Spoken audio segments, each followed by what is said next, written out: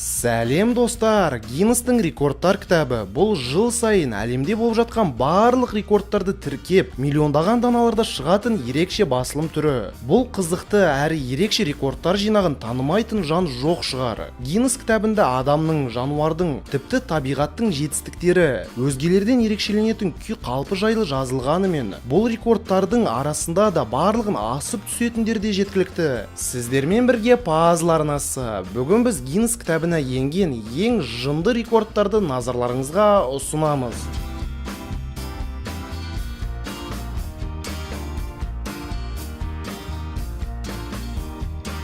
Бұл Қытайдағы Тайян қаласының Гао Бингуай есімді тұрғыны. Гао 2014 жылдың 27 мамырында өзінің сұмдық рекордымен бүкіл әлемді таңғалдырды. Қытай азаматының денесіне бір сәтте 326 мың аралар қонып жабысып отырды. Өзімде дәл қазір бір сұрақ пайда болып тұр. Бұл аралардың санын кім және қалайша санады? Десек те бір жылдан соң Гао өз орнатқан рекордын жаңарта білді. Енді оның денесіне бір сәтте 1 миллион ара отырды. Жүрек жұтқан ер адамның бұнымен тоқтағысы келмейтіні көрінеді. Бір сағаттың ішінде Гао Бингуаның денесін жәндіктер 2000 рет шаққан. Ал салмағы 110 келеден асқан аралар бетті шақпас үшін Гао үздіксіз темекі шегіп отырды.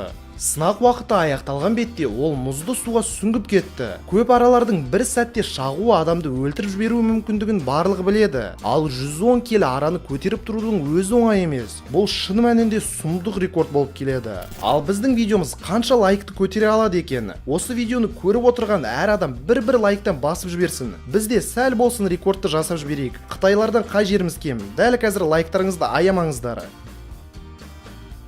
Жалпы сіз қандай өлшемдегі шалбар не джинсы киесіз? Кейде үлкен қылып алып қаласыз, немесе бала кезінде ағаңыздан қалған үлкен белді джинсы киген кезіңіз болды ма? Қандай жағдай болса да, Перудегі тігіншілер бір адамға киюге мүмкін емес джинсыны тігіп шығарды. Иә, бұл жай үлкен мата емес. Мына алыптарға арналған джинсы де қалта түймесіне дейін барлығы бар. 2008 жылдың 30 қарашасында тігіліп біткен джинсының ұзындығы 40 метр болса, ені 30 метр екен, ал салмағы 2 тоннаға тең болып келеді. Енді не дейміз, бұл джинсыды киетін алып жазға дейін сәл болсын салмақ тастайтын шығар. Себебі 2 тонналық джинсы деген ол енді миға қонбайтын зат екен. Ары қарай кеттік. Арамызда сушиді ұнататын адамдар бар ма? Бар болса, бұл тобымыздағы орын сіздерге арналған. Сушиден жасалған ең үлкен мозаика рекорды 2014 жылдың 8 қаңтарында қойылған. Жалпы санайтын болсақ, мозаиканы құру үшін суши мастерлер 20647 суши мен ролдарды қолданды. Бұл ерекше рекорд Қытайдың Гонконг қаласында қойылған. Мозаиканың көлемі 37 шаршы метр болып шықты. Жалпы кімге бұл тақырып қызық болатын болса, біз екінші Puzzle Life атты арнамызда керемет суши дайындағанбыз. Осы видеоны көріп болған соң, біз сізді Puzzle Life'та күтіп отырмыз. Ал біз ары қарай кеттік. Бірақ Puzzle Life'ты ұмытпаңыздар. Допты бір қалыпта айналдырып тұру оңай емес. Ал оны бір нәрсенің үстінде айналдырып, әлгі доптың тепе-теңдігін сақтап тұру одан ары қиын. Бірақ 2012 жылы 19 сәуірде Таншивара Гурагай баршаға мастер-класты көрсетіп жіберген еді. Ол тіс щеткасын алып, оның үстінде баскетбол добын 22,41 секунд айналдырып тұрған еді. Айта кетерлік жайт, алдындағы допты щеткада айналдыру рекорды дәл сол Гурагайға тиесілі болған. Айтпақшы, кімге қызық болса, біз Puzzle Life арнасында тіс щеткасымен жарайды ойнап айтамын. Жай Puzzle Life'ты ұмытпаңдар дегенім ғой. Таза ауаға шығып, етті қуыру қандай керемет, қандай елде, қандай құрлықта болмасын. Бұны ұнатпайтын жан жоқ шығар.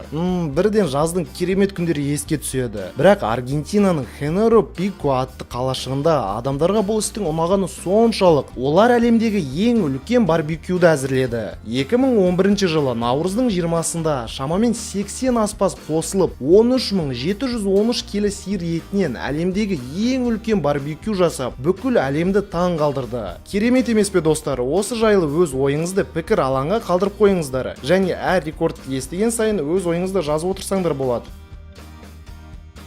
Ең үлкен перинатальды йога. 2014 жылы 8 маусымда Қытайдағы Чанша қаласында 505 аяғы ауыр әйелдер қатарласа 37 минут бойы йога сеансына қатысты. Бұл жерде менің сөзім жоқ. Жай ғана қараңыз, бір қарағанда жүкті әйелдердің әскеріне ұқсап кетеді. Осы миға қонып шықпайтын рекордтарды жасаудан Қытай көш бастап келе жатқаны ешкімге құпия емес. Тағы да ерекше рекорд, тағы да Қытай. Бірақ енді Циньянь қаласында 2015 жылы 4 мамырда 1000 адамға қатарласа бір уақытта 30 минут бойы беттің массажы жасалды. Осындай бір түрлі рекорд тек қана қытайлардың миына келетін сияқты. Жарайды, Қытай деп Жапонияны да ұмытып кетпейік, себебі ол да әлемді таң қалдыруда мастер болып келеді. Әлемдегі ең ұзын иракез Казухиро Ватанаби есімді жапон дизайнері өз басында ұзындығы 113 см иракезді өсіріп, Гиннес кітабына кірді. Бұл парик емес, бұл өсіріліп қосылған шаштар емес, бұл Казухироның өзінің шынайы шашы. Бірақ қарап жатсақ, ерекше рекордтарды қоюдан үндістер де қалмайды екен. 2010 жылы 24 қазанда 20.483 адам бір уақытта Ахмедабад қаласында жиналып шахмат ойнады. Және бұл ойын оларды Гиннес рекордтар кітабының беттеріне бір сәтте ғана кіргізді. Бір көлікке симай қыстырылысып кеткен кезіңіз болды ма? Ресейлік азаматтар болса, бұл жағдайды тура мағынада түсініп, бір көлікке қанша адам сиятын тексерген. 2015 жылы 16 мамырда Сібір федералды университетінің 40 студенті бір көлікке қыстырылысып сиіп кетті. 40 адам бір көлікке. Енді бұл үлкен отбасылар немесе қонақтар келген кезде таптырмастай зат. Сондықтан бір көлікке 40 адам сияды екен, достар.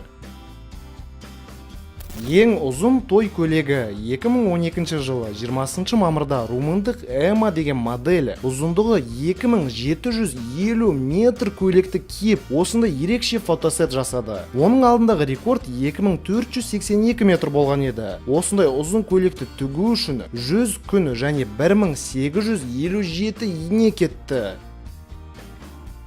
2004 жылы 6 ақпанда Таиландта 357 парашютист еркін құлау барысында әлемдегі аспанда құрылған ең үлкен фигураны жинады. Парашютистер 3000 метр биіктіктен секіріп, бір-бірінің қолдарынан ұстап, әлгі фигураны 6 секунд бойы сақтап тұрды. Дәл қазір сіздерге бұл өте оңай болып естіледі. 6 секунд бір-бірін қолдан ұстап тұру. Бірақ бұл әлемдегі орындалу жағынан өте күрделі жаттығулардың бірі болып саналады.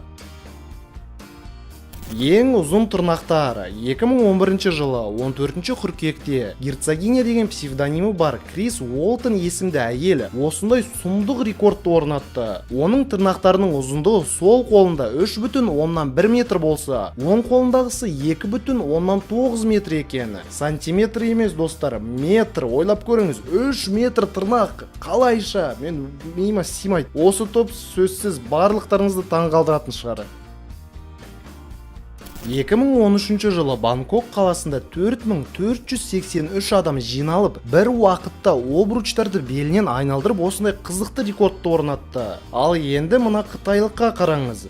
Бұл да әлемдік рекорд. Белінен айналдыру барысында өзі де ұшып кете жаздап тұр. Сіз дұрыс таптыңыз. Бұл ең үлкен және ең ауыр обруч болып келеді. Жарайды, көп ұзатпайық. Тағы да қытайлар. 2011 жылы Цин Сангхао есімді қытайлық қардың ішінде 46 минут 7 секунд жатып, қар ішінде ең ұзақ уақыт өткізген адам болып шықты. Бұл өте сұмдық рекорд. Себебі бір кезде мен өзім қардың ішінде, сұрамаңыз не үшін, бірақ та 20 секунд жатқам, 20 секунд. Және сол кезде мен өліп қала жаздадым. Ал бұл адам 46 минут жатып шықты.